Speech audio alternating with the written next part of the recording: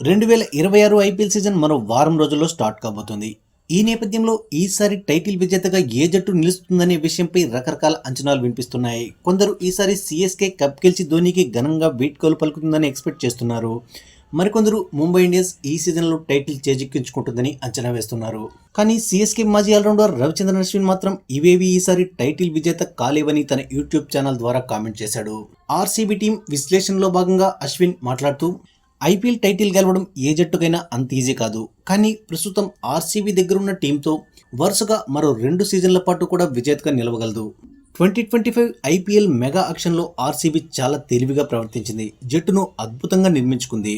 అయితే ఈ సీజన్లో హేజల్వుడ్ ఇంజరీ కాస్త ఇబ్బందిగా అనిపిస్తోంది. జోష్ హేజల్వుడ్ అందుబాటులోకి వచ్చి ఫిల్ సాల్ట్ ఫామ్ అందుకుంటే ఆర్సీబీకి తిరుగుండదు. ఆర్సీబీ బెంచ్ స్ట్రెంత్ కూడా చాలా బలంగా ఉంది. ఇక మినీ యాక్షన్లో వెంకటేష్ అయ్యర్ను 7 కోట్లు పెట్టి దక్కించుకున్నప్పటికీ అతనికి ప్లేయింగ్ లెవెల్లో చోటు దక్కుతుందని నేను భావించడం లేదు. ఇక ఆర్సీబీ ఓవర్సీస్ ప్లేయర్స్ను చూస్తే నా మతిపోతుంది. బహుశా ఈ సీజన్లో ఇదే బెస్ట్ కాంబినేషన్ కావచ్చు. Salt, David, shepherd, Bethell. నాకు తెలిసి ఇది ఈ టోర్నమెంట్లో అత్యుత్తమ కాంబినేషన్. ఇక హేజల్వుడ్ లోట్ను యష్ దయాల్తో భర్తీ చేయొచ్చు. అతను కూడా లేకపోతే కాస్త కష్టమవుతుంది.